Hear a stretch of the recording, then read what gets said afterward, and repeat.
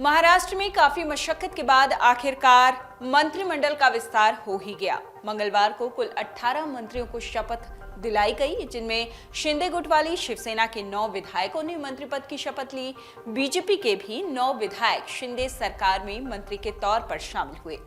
शिंदे गुट से मंत्री पद की शपथ लेने वालों में दादाभाई भूसे, शंभूराज देसाई, संदीपन भुमरे, उदय सामंत, तान्हाजी सामंत और अब्दुल सत्तार, दीपक केसरकर, गुलाब राव पाटिल और संजय राठौड़ शामिल हैं।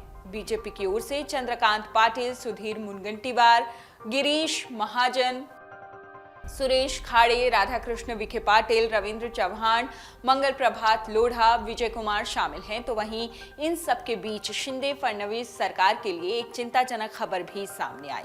क्या है आपको बताते हैं।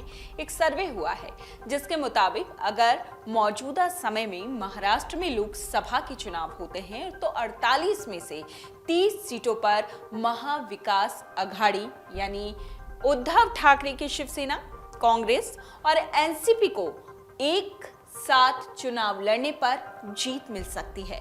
ये बेहद चौंकाने वाली खबर हो सकती है आपके लिए, लेकिन ये सर्वे के मुताबिक रिपोर्ट है। वहीं एनडीए यानी शिंदे फडणवीस गुट को 18 सीटों से ही संतोष करना पड़ सकता है, जो एक खतरे की घंटी है। ये सर्वे किया है इंडिया टीवी और सी वोटर्स ने। यदि इस सर्वे पर यकीन करें तो आने वाले लोकसभा और विधानसभा चुनाव में एनडीए की मुश्किलें बढ़ती दिखाई दे रही हैं। आपको बता दें कि शिवसेना से बगावत करके शिंदे गुट ने बीजेपी के साथ मिलकर बीते 30 जून को महाराष्ट्र के नए मुख्यमंत्री के रूप में शपथ ली थी। फिलहाल एकनाथ शिंदे के पास 50 विधायकों का समर्थन है, जिसमें निर्दलीय और शिवसेना के बागी विधायक शामिल हैं। फिलहाल देवेंद्र फडणवीस को उप मुख्यमंत्री पद से संतोष करना पड़ा है, जबकि वो पहले कई बार ये दोहरा चुके थे कि वो जल्द ही मुख्यमंत्री के रूप में वापस आएंगे। सर्वे के मुताबिक राज्य की शिंदे फडणवीस सरकार लोगों को कतई रास नहीं आ रही।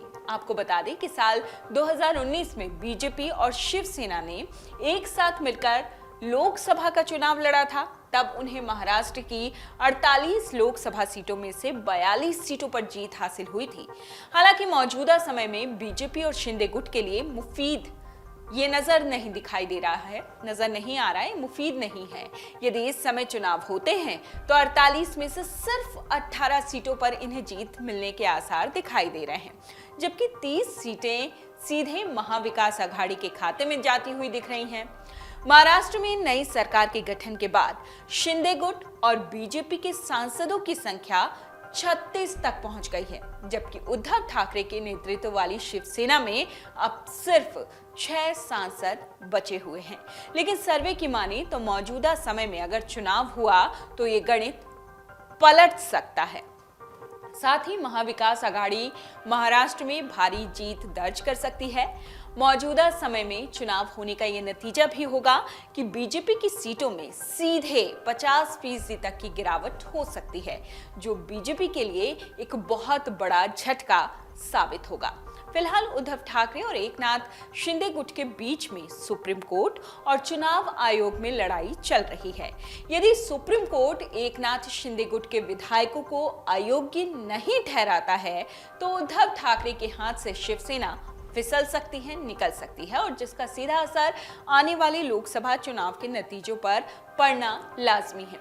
ऐसे में महाराष्ट्र की सियासत में नए समीकरण भी बन सकते हैं। लेकिन अगर इस सर्वे की माने तो इस समय एकनाथ शिंदे की जो शिवसेना है वो और बीजेपी का जो गठबंधन है, इस गठबंधन से बहुत सारा खुश वहां की जनता दिखाई नहीं देती, क्योंकि अगर इस वक्त लोकसभा चुनाव होते हैं तो महाराष्ट्र में सिर्फ 18 सीटों पर इनका कब्जा हो सकेगा और महाविकास अघाड़ी को बाकी की सीटें मिल सकती हैं। डाउनलोड करें अमर उजाला ऐप और पाएं खबरें लगातार।